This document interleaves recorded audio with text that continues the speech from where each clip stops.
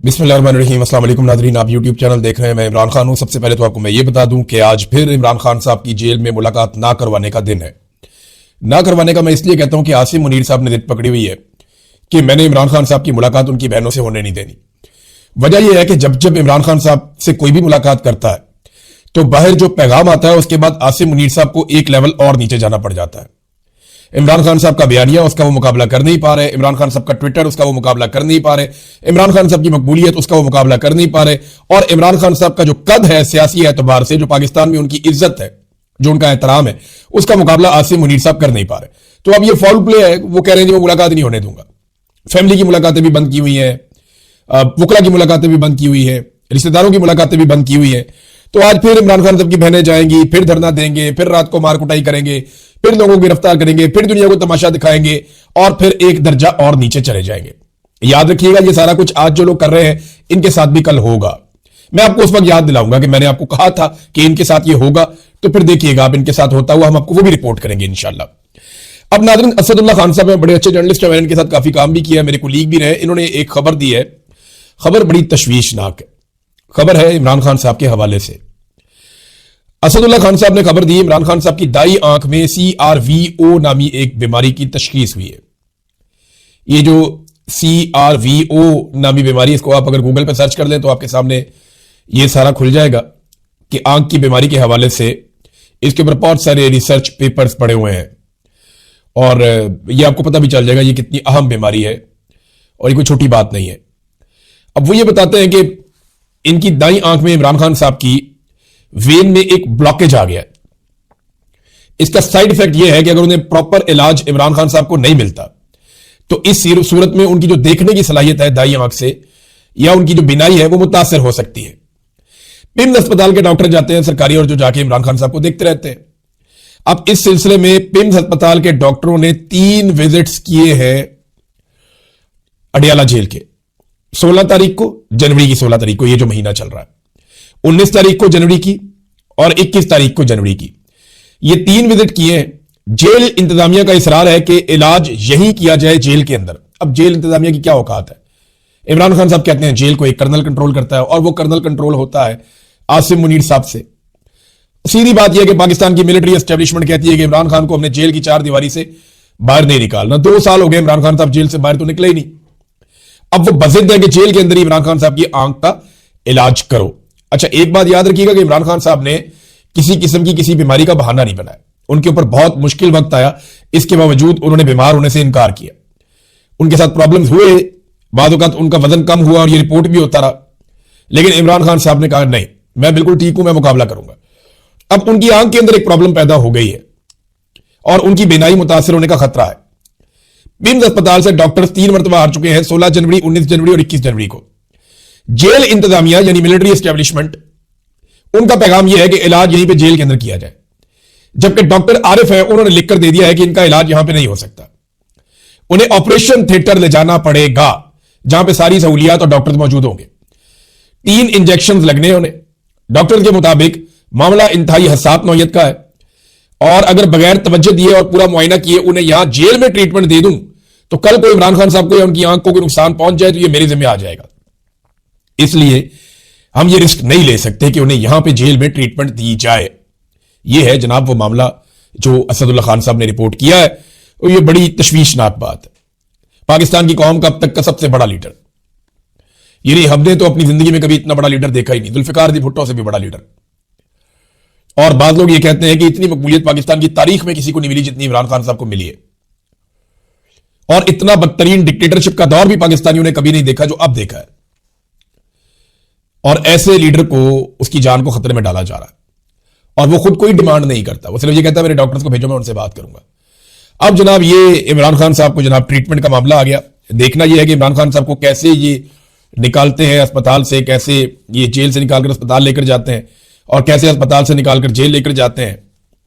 अब ये सूरत हाल भी हुकूमत के लिए एक नई सिचुएशन है, लेकिन ये बहुत ढीठ लोग हैं, इन्हें इस बात से कोई फर्क नहीं पड़ता कोई जीता या मरता है। और इमरान खान साहब के बारे में तो ये बहुत ही जालिम है। अब नाज़रीन, जो वादिया तीरा वाला मामला है वो एस्टेब्लिशमेंट के गले की हड्डी तो बन गया, मुसीबत उन्हें पड़ गई। और मैं अभी आपके सामने कुछ चीजें रखूंगा जहां से साबित हो जाएगा कि ये ऑपरेशन हो रहा था और जो इनखला है वो वफाकी हुकूमत और पाकिस्तान की एस्टेब्लिशमेंट ने मिलकर करवाया। यानी कोर कमांडर के ऊपर और आईजीएफसी के ऊपर इल्जाम है कि इन लोगों ने वहां से इनखला करवाया। देखिए, चंद चीजें आप याद करें गुज़िश्ता चंद दिनों में जो होती रही। नंबर 1, सूबाई हुकूमत रोजाना ये कहती रही कि ये जबरदस्ती का इनखला है, इसको बंद किया जाए, जबकि वफाकी हुकूमत कहती रही कि हम हर सूरत में ऑपरेशन करेंगे।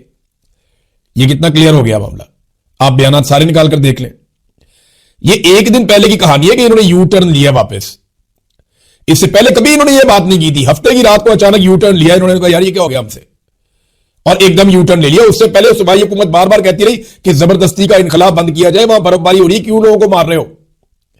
और सेम टाइम में वफाकी हुकूमत और एस्टेब्लिशमेंट और डीजीआईएसपीआर ऑपरेशन के लिए कहते हैं कि हम ऑपरेशन करेंगे, हर हाल में करेंगे, जो मर्जी हो जाए। वो ऑपरेशन का ऐलान करते हैं। सूबाई हुकूमत लोगों की तकालीफ का बताती रही और सोशल मीडिया पर यह चीज दिखाती रही, जबकि वफाकी हुकूमत ने, वजारत इत्तलाआत ने और पाकिस्तान की एजेंसियों ने पाकिस्तानी मीडिया को सख्ती से मना कर दिया कि उन्होंने तीरा ऑपरेशन और वहां के लोगों की बुरी हालत नहीं दिखानी। देखें, अगर ये बुरी हालत खैबर पख्तूनख्वा की हुकूमत की वजह से थी तो फिर तो इसको फर्ज समझ के, इसको मजहबी फरीजा समझ के पाकिस्तान की मीडिया को दिखाना था। देखिए, पीटीआई या खैबर पख्तूनख्वा की हुकूमत कोई गलती करे तो पाकिस्तान का मीडिया उसे ऐसे दिखाता है जैसे उससे ज्यादा जरूरी कोई और चीज ही नहीं है। यह चीज पाकिस्तान की मीडिया ने दिखाई नहीं, उन्हें मना किया गया कि आपने यह नहीं दिखाना। तो इसका मतलब है कि खैबर पख्तूनख्वा की हुकूमत का इस इनखला से लेना देना कोई नहीं था। फिर एक और चीज, सूबाई हुकूमत मिलिट्री ऑपरेशन की मुखालफत करती रही, जबकि एस्टेब्लिशमेंट और वफाकी हुकूमत ऑपरेशन और इनखला की लगातार हमायत करती रही। यह भी आप देखते रहे, लगातार यह होता रहा है। अब सुहेल अफरीदी ने एक इंकशाफ किया है, वो इंकशाफ मैं आपके सामने रखता हूं। सुहेल अफरीदी ने कहा है कि 13 जिरगे में शामिल 24 रुकनी कमेटी को शदीद धमकियां दी जा रही हैं, डराया जा रहा है और उनके वीडियो पैगामात लिए जा रहे हैं। उनसे कहा जा रहा है कि सूबाई हुकूमत और मेरे खिलाफ बयान दें कि हम झूठ बोल रहे हैं। मैं 24 रुकनी कमेटी के लोगों को कहता हूं कि अगर हमारे खिलाफ वीडियो बयान देने से तुम्हारी जान छूटती है तो जान छुड़वा लें। मुमकिन है अब उनकी वीडियोस जारी कर दी जाएं। देखिए, ये 24 बंदे बड़ी मुश्किल में। अब इन्हें कहा जाएगा कि आप ये सारा कुछ डालें सूबाई हुकूमत के खाते में कि जनाब ये जिम्मेदार हैं, ये झूठ बोल रहे हैं, हमें तो जनाब कोई इनखला का नहीं कहा गया, हमने खुद ही कर दिया, जो भी है। अब ये कोई ना कोई कहानी कराएंगे, कोई ना कोई झूठ वहां से बुलवाएंगे।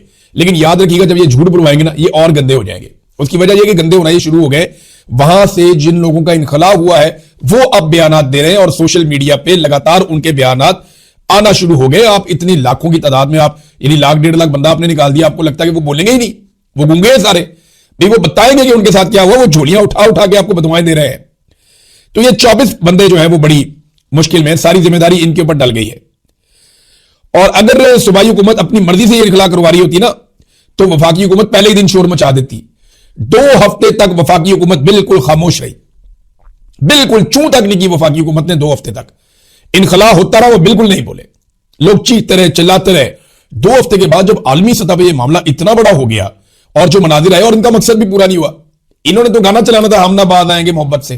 कभी इधर से देखना था जनाब ऑपरेशन हो रहा है, कभी इधर से बंदूक चल रही है, उधर से रॉकेट लॉन्चर चल रहे हैं, ऊपर से हेलीकॉप्टर जा रहे हैं, जज्बाती किस्म के आईएसपीआर के गाने आने थे जैसे माजी में आते रहे ऑपरेशन के ऊपर। तो ये तो वो वाला सौदा बेचने चले थे, वो पता चला वो सौदा नहीं बिक रहा, यहां कोई और सौदा खुल गया। तो इसलिए इन्होंने हफ्ते की रात को एकदम इस मामले से भागने में आफियत जानी। असल बात यह है, शफीउल्लाह जान साहब ने एक दावा किया, उन्होंने कहा जी 24 रुकनी कमेटी के अरकान गवाही देंगे कि उन्हें किसने इनखला के बारे में कहा। और उन्होंने कहा जी मेरी इत्तला के मुताबिक 11-12 लोग हैं जो गवाही इसके बारे में देंगे। और एक चीज और, एक बहुत बड़ा दावा है जो शेर अली अरबाब साहब ने किया है पाकिस्तान तहरीक इंसाफ से। वो ये कहते हैं तीरा से नकल मकानी के हवाले से 11 कोर की तरफ से, 11 कोर जो है वो एक कोर है फौज की, 11 कोर की तरफ से सूबाई हुकूमत को लिखा गया तहरीरी खत मौजूद है, जिसमें कहा गया कि यहां से लोग निकलेंगे, उनकी रिहेबिलिटेशन का इंतजाम कर लें, चीफ सेक्रेटरी के पास सब कुछ मौजूद है, कल परसों ये दस्तावेजात भी निकल आएंगी। शेर अली अरबाब साहब ने यह दावा भी कर दिया। और अगर ये दस्तावेजात आ जाती हैं तो फिर किसके पास क्या रह जाएगा, फिर तो सारा मामला ही खुल जाएगा। तो नाज़रीन ये बात, ये तीरा वाला मामला है। अब जरा आप आ जाएं कि मुतासिरीन तीरा, उनके इंटरव्यू आना शुरू हो गए सोशल मीडिया पे, और वो ये बता रहे हैं कि हमें वहां से जबरदस्ती निकाला गया, हम अपनी खुशी से बिल्कुल नहीं आए, हम अपनी मर्जी से बिल्कुल नहीं आए, हमें मजबूर किया गया कि यहां पे मारे जाओगे, बहुत खौफनाक ऑपरेशन शुरू होने लगा, फौरी तौर पे वादी तीरा को खाली कर दो। तो हम इतनी बड़ी तादाद में लोग अपनी फैमिलियों को, बच्चों को, खवातीन को, बुजुर्गों को, अपने जानवरों को जो हम समेट सके हम सामान लेकर वहां पे बहुत बुरी हालत में वादिय तीरा से एक दूसरे की मदद करते हुए निकले हैं। ये लोग बयान दे रहे हैं सोशल मीडिया पे, अब वहां उनके इंटरव्यूज हो रहे हैं जहां पे वो मौजूद हैं। नाज़रीन, खैबर पख्तूनख्वा की हुकूमत ने सबसे पहले ये बोर्ड ऑफ पीस के हवाले से एक करारदाद पेश कर दी है। ये जरा करारदाद मैं आपको पढ़ के सुनाता हूं जितनी ये जरूरी है।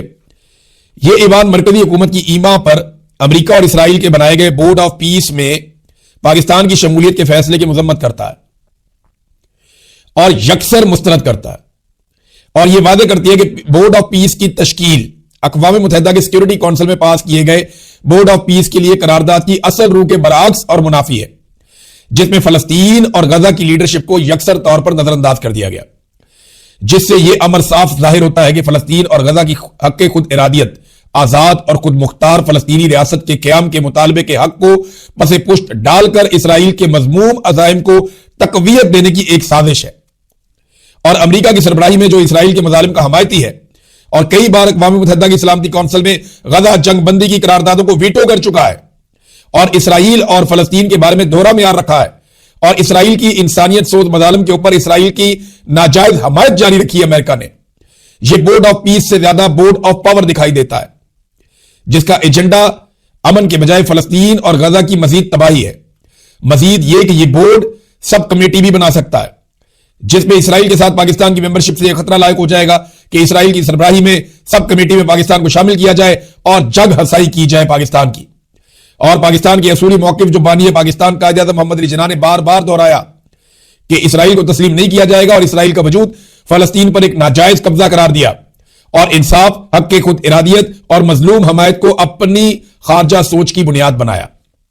लिहाजा यह असम्बली वफाकी हुकूमत से मुतालबा करती है कि वो फलस्तीन और गजा की खुद मुख्तारी, आजादी और हुकूक की भरपूर हमायत जारी रखे और इसराइल के मजालिम के खिलाफ वाजे, दुटोक और उसूली मौक़िफ़ इख्तियार करते हुए किसी भी ऐसी मुहिमजोई का हिस्सा ना बने जो कि फलस्तीनियों के उसूली मौक़िफ़ के मुनाफी हो। पाकिस्तान तहरीक इंसाफ चारों असम्बलियों में है, तो तहरीक इंसाफ को चारों सूबाई असम्बलियों में, आजाद कश्मीर में और कौमी असम्बली में और सेनेट में भी ये करारदादें पेश करनी चाहिए जो खैबर पख्तूनख्वा असम्बली से पास की गई है। अगर तो ये उनकी पॉलिसी है तो फिर तो हर जगह उन्हें लेकर जानी चाहिए। बहरहाल ये खैबर पख्तूनख्वा में करारदाद है। दूसरी जानिब डोनाल्ड ट्रंप के सबसे बेहतरीन दोस्त नेतन्याहू का एक स्टेटमेंट आया। यह स्टेटमेंट आप सुनेंगे तो आपको मामला बहुत क्लियर हो जाएगा और जो खैबर पख्तूनख्वा असम्बली में करारदाद पेश की गई उस हवाले से भी मजीद क्लैरिटी आ जाएगी। नेतन्याहू ने कहा कि अगला मरहला क्या होगा। देखिए ना, अब अगला मरहला शुरू हो गया ना, बोर्ड ऑफ पीस बन गया, अगला मरहला क्या होगा। तो नेतन्याहू ने कहा कि अगला मरहला जो है वो गजा की तामीर नो नहीं है। अगला कदम हमास को गैर मुसल्ला करना और गजा की पट्टी को गैर अस्करी बनाना है, हर तरह के हथियारबाजी खत्म करना है, ना कि तामीर नो करना। गजा में हमास को गैर मुसल्ला किया जाएगा और गजा को गैर फौजी बनाया जाएगा। यह होकर रहेगा, यह जरूर होगा, जैसा कि ट्रंप ने कहा था, यह या तो आसान तरीके से होगा या फिर सख्त तरीके से होगा, लेकिन यह जरूर होगा। यह कहा नेतन्याहू ने। तो जो पाकिस्तानी कह रहे हैं ना, पाकिस्तानी हुकूमत और पाकिस्तानी एस्टेब्लिशमेंट के जनाब बोर्ड ऑफ पीस में यह हो जाएगा, वो हो जाएगा, यह हो जाएगा, जो नेतन्याहू ने कहा ना वो होगा, जो आसिम मुनीर ने कहा वो नहीं होगा, क्योंकि वो उनके फैसले चलते हैं, ये सिर्फ फॉलो करते हैं। देखिए डोनाल्ड ट्रंप के लिए इसराइल कितना इंपॉर्टेंट है, मैं आपको एक मिसाल से समझाता हूं। इसराइल का नुकसान हुआ जब हमास के साथ उनकी लड़ाई हुई, उनके कुछ लोग यरगमाली बन गए, पकड़े गए, कुछ लोग उनके मारे भी गए। तो एक शर्त रख दी इसराइल ने कि सारे यरगमाली में वापस चाहिए। उन्होंने सारे वापस लिए। उन्होंने कहा जी एक एक लाश वापस चाहिए, सारी वापस ले ली। एक लाश मिल नहीं रही थी, वो यहां पे गजा में किसी को भी नहीं मिल रही थी, ढूंढ रहे थे कि मलबे के नीचे दबी हुई थी। तो लगातार हमास भी ढूंढ रही थी, फलस्तीनी ढूंढ रहे थे, तंजीमें लगी हुई थी कि एक इसराइली गायब है, उसको ढूंढो। कई मरतबा इसराइल के स्टेटमेंट आए कि हमारा एक बंदा मिसिंग है, या 80,000 बंदा मर गया, नहीं, 80,000 फलस्तीनी शहीद हो गए, खवातीन बच्चे सारे, लेकिन नहीं, वो एक बंदा मिलना चाहिए। आज उस बंदे की बाकियात मिल गई कल के दिन में, और वो बाकियात वापस कर दी गई हैं इसराइल को। इसके ऊपर बाकायदा डोनाल्ड ट्रंप ने एक पोस्ट किया है।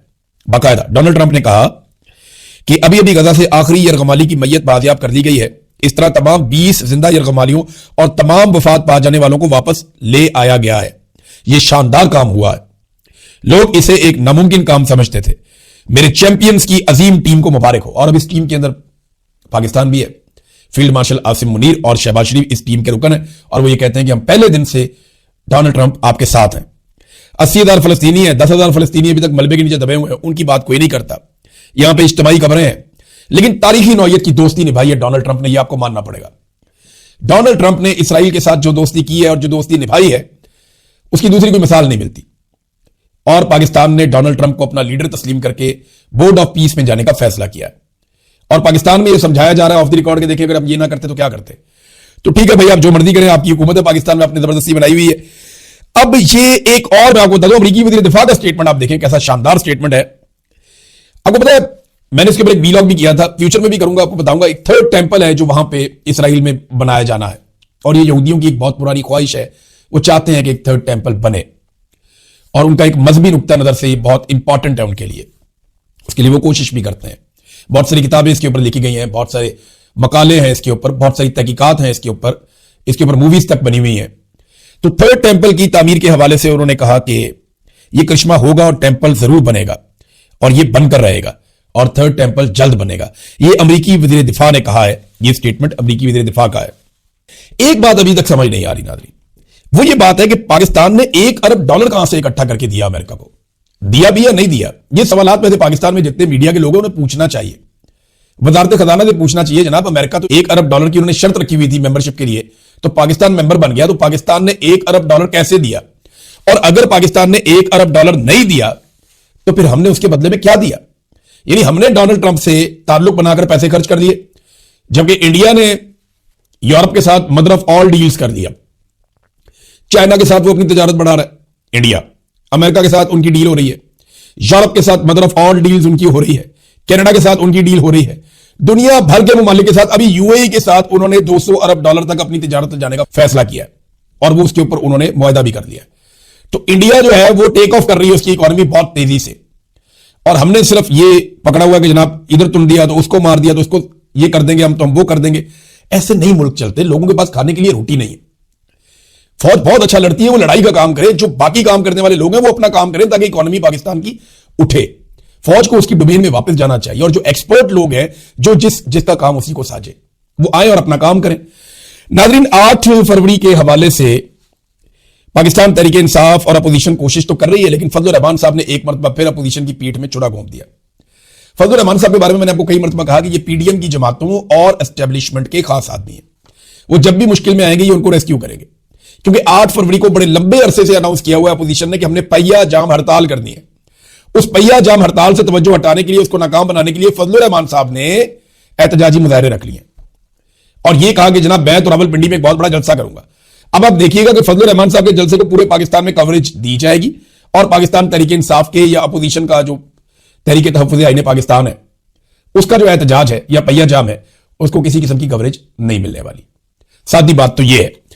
तो यहां नाज़रीन फजल रहमान साहब ने एक मरतबा फिर अपोजिशन की पीठ में चुड़ा घोंपा, एक मरतबा फिर एस्टेब्लिशमेंट की मदद की, एस्टेब्लिशमेंट का सहारा बने, जैसा कि वो हमेशा एस्टेब्लिशमेंट का सहारा बनते हैं। नाज़रीन, खबरें हैं मेरे पास और भी, लेकिन मैं इनको अगले वीलॉग तक ले जाता हूं, ये लंबा हो जाएगा काफी। अब तक के लिए इतनी, अपना ख्याल रखिएगा, अपने इस चैनल का भी। अल्लाह हाफ़िज़।